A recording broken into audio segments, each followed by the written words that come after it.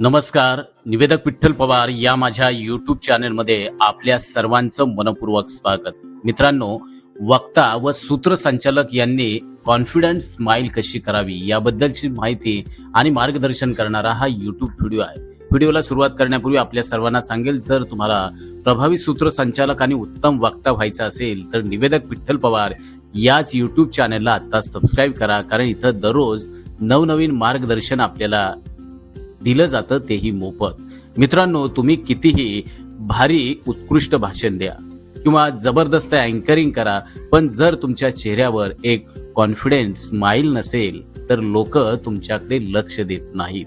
हा माझा स्वतःचा अनुभव आहे.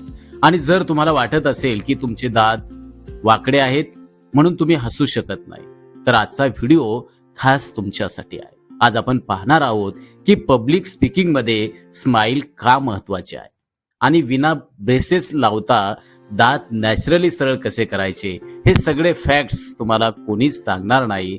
त्यामुळे हा व्हिडिओ शेवटपर्यंत पहा आणि या यूट्यूब चॅनलवर तुम्ही नवीन असाल तर आत्ताच या यूट्यूब चॅनलला सबस्क्राईब करा.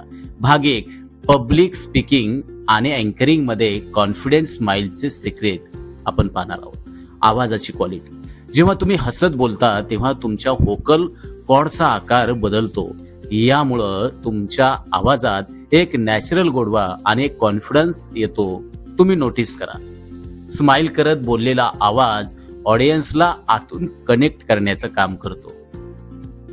डुशन स्माइल अर्थात रिअल स्माइल, खरं असणं आणि खोटं असणं यामध्ये फरक असतो.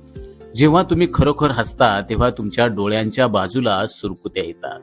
विज्ञानात याला डुशेन स्माइल म्हणतात.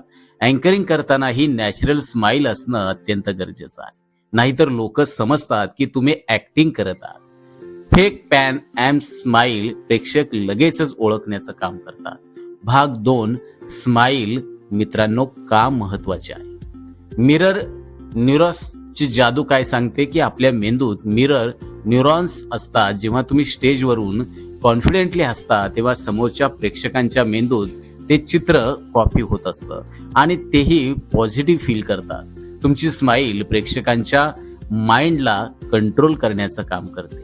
स्टेज फिअर गायब.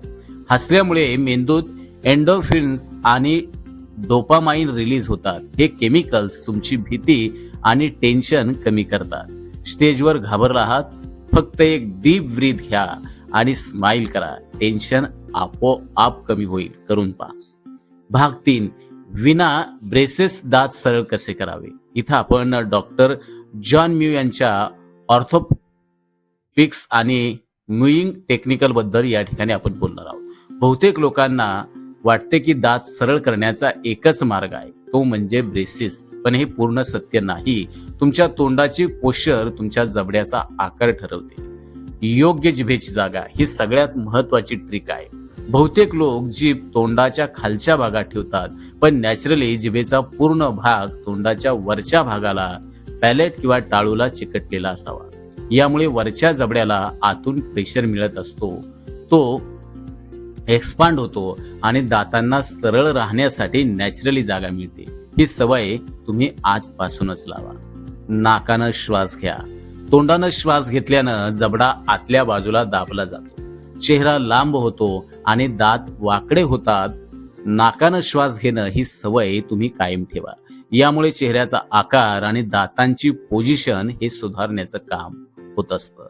कडक पदार्थ चावणे. आजकाल आपण खूप नरम अन्न खातो. कडक गोष्टी जसे की गाजर, पेरू किंवा कठीण पदार्थ चावल्यानं जबड्याचे स्नायू बळकट होतात. जॉलाइन शार्प होते आणि दातांना योग्य दिशा मिळते. ओठांची पोझिशन. शांत बसलेले असताना तुमचे ओठ एकमेकांना हलके चिकटलेले असावेत. तोंड उघडे ठेवून बसल्यास फेशियल सिमेट्री खराब होते. मित्रांनो, कॉन्फिडेंट अँकरिंग साठी दात परफेक्ट असणं गरजेचं नाही, तर तुमचा कॉन्फिडन्स आणि योग्य फेशियल पोश्चर महत्वाचे आहे. आजपासून जिभेची योग्य पोझिशन ठेवायला सुरुवात करा. तुम्हाला तुमच्या चेहऱ्यात आणि कॉन्फिडन्समध्ये नक्की बदल दिसेल. या टेक्निक्स चालू करा आणि तुमचा आवाज आणि स्माइल दोन्ही परफेक्ट करा. मित्रांनो, हा व्हिडिओ आवडला असेल तर या व्हिडिओला नक्की लाईक करा, शेअर करा आणि आपल्या लाडक्या निवेदक विठ्ठल पवार या यूट्यूब चॅनलला आत्ताच सबस्क्राईब करा. धन्यवाद.